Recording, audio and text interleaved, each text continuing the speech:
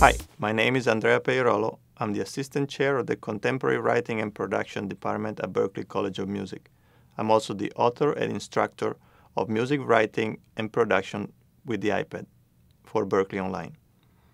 In this tutorial, we're going to take an overview about mastering with Final Touch.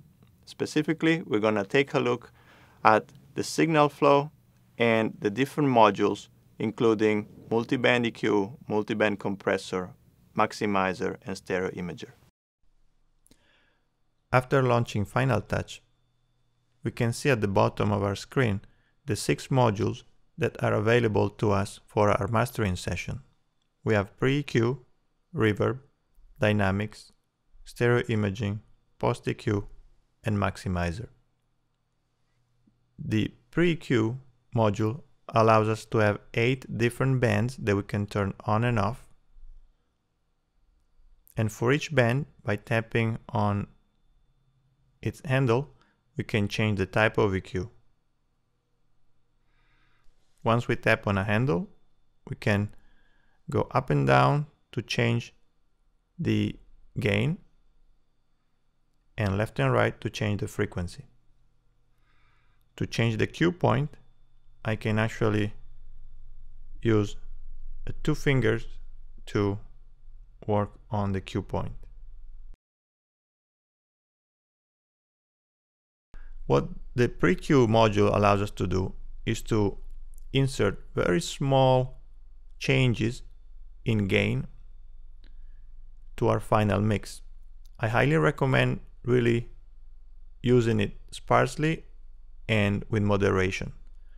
If you find yourself making any changes in gain higher than 3 dB, I would recommend stopping and maybe go back to the mix stage. So I really use this module to make microsurgical intervention.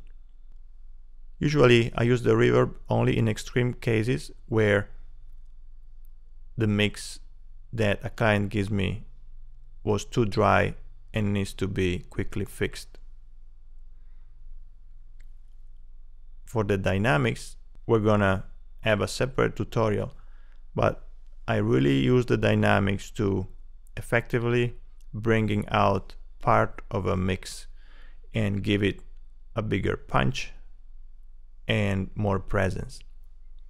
The dynamics is a 4-band compressor, and for each band I can change the settings so that I can resize the frequency range of each band. I usually then move to the stereo imaging that allows me to mainly rebalance the left and right channel. I use this to make sure that the stereo image of the mix is well balanced, and also I use it to widen up a little bit the stereo image if I feel that the mix is a little bit too narrow. I use the post EQ to fix any small artifacts or imbalances that the other modules created. This is one that I use very sparsely, and again I recommend to use it with moderation. Finally, I use the maximizer for 2 main purposes.